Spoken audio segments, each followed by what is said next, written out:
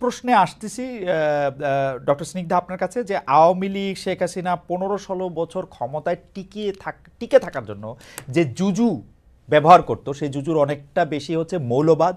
সেইটা হচ্ছে যে এই মৌলবাদীরা ক্ষমতায় চলে যাবে, উগ্রবাদীরা ক্ষমতায় আসবে, আওয়ামী লীগ না থাকলে তাদের আসলে এইটা হবে, ওইটা হবে, সেইটা হবে। এইটার কোনো আলামত আপনি দেখতে পান কিনা?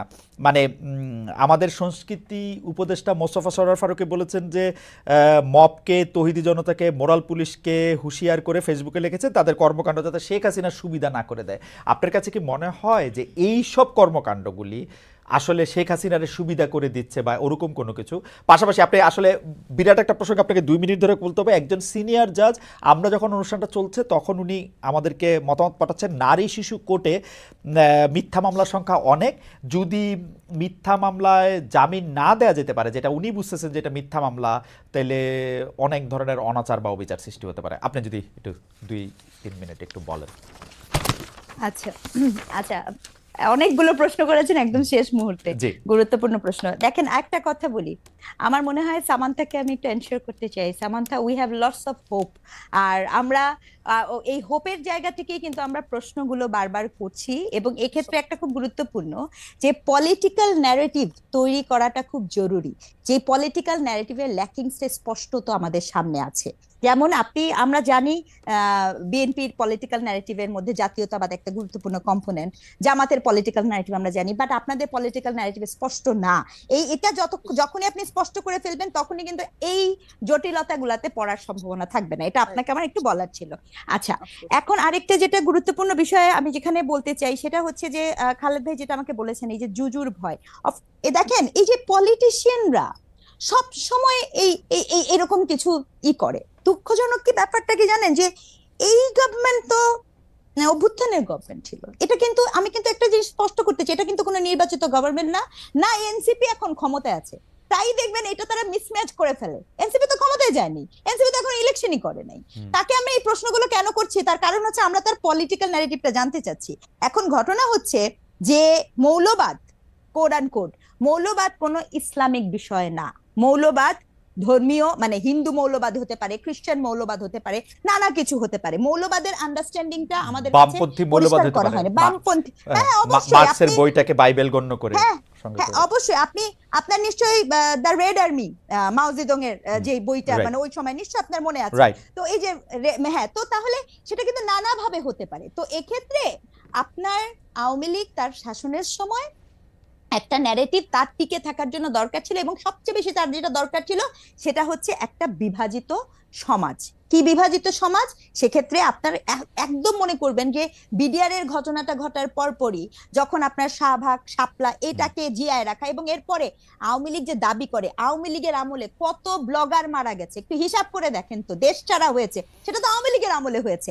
তার মানে কি সে, এবং তারপরে সে কি হয়েছে জানেন, সে কওমি জননী হয়ে গেছে, সে কওমি জননী হয়ে গেছে। তো এখন দুঃখজনক কি, মহাসমারোহ, এক্স্যাক্টলি, সে মডেল মসজিদ তৈরি করেছে, সে কওমি জননী হয়ে গেছে। আর এখন এটাই আমি বলছি আপনাকে, আমি একটু বিচলিত হব না, কালকে আপনি শুনবেন যে কোনো একটা এরকম একটা পার্টির সাথে সে সংঘবদ্ধ হয়ে গেছে। তাহলে আবার এখন যখন আপনি আসেন নতুন ধারা, কি হয়েছে, কোড অ্যান্ড কোড শাহবাগী, code and code Inqilab Mancha, এটা কি জিনিস, সংজ্ঞাটা কি? আমি একটু সংজ্ঞা বুঝতে চাই। ঠিক যেভাবে আমি বুঝতে চেয়েছিলাম দাড়ি টুপি হিজাব থাকলেই শিবির হয় না, ঠিক একইভাবে আমি বুঝতে চাই যে কি কি দেখলে শাহবাগী হয় আর কি কি দেখলে ইনকলাব হয় না। আমি আবার একটু যোগ করতে চাই ডক্টর স্নিগ্ধা, দাড়ি টুপি হিজাব থাকলেই শিবির হয় না। আমি যোগ করতে চাই শিবির হইলেও কোনো অসুবিধা হয় না। আপনি যতক্ষণ যোগ করেন ওইটা যোগ করেন, কোনো সমস্যা নাই। তো আমি বলছি আওয়ামী ন্যারেটিভটার কথা, মানে আমার গল্পটা ছিল আওয়ামী কিভাবে দেখায়, ওটা বলছি।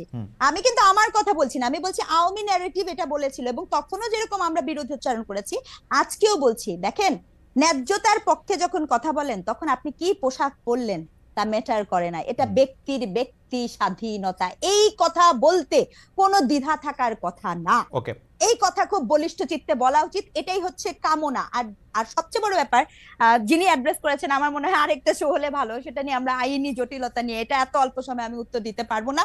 আমি যেটা বলতে চেয়েছি যে যখন যেমন মনে করেন এই যে পূজার ঘটনাটা, আমি এই নামটা নিচ্ছি, ভীষণভাবে দুঃখিত এবং লজ্জিত, কারণ নামটা অলরেডি মিডিয়াতে আছে।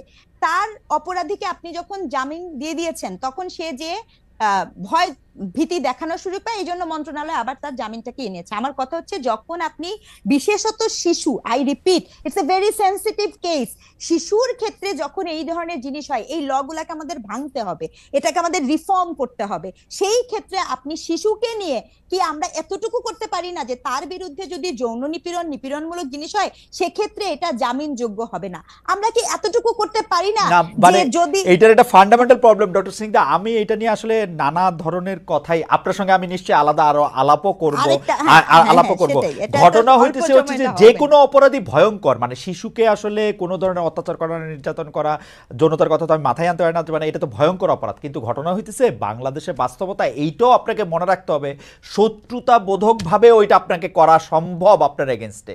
ওই সিনিয়র জজ এটা বলছেন তার অভিজ্ঞতা থেকে, আমি আমার ছোট কয়দিনের এজলাসে বসার দেখার অভিজ্ঞতা থেকে বলতেছি, আসলে কিন্তু প্রচুর পরিমাণে এগুলি হয়, উনারা আবার পরে স্বীকারও করেন। সেই জন্য আমরা কি আসলে ওরকম আইন করতে পারবো যে আইনটা আসলে যে যার বিরুদ্ধে অভিযোগ করা হচ্ছে তাকে আসলে কোনো ধরনের কোনো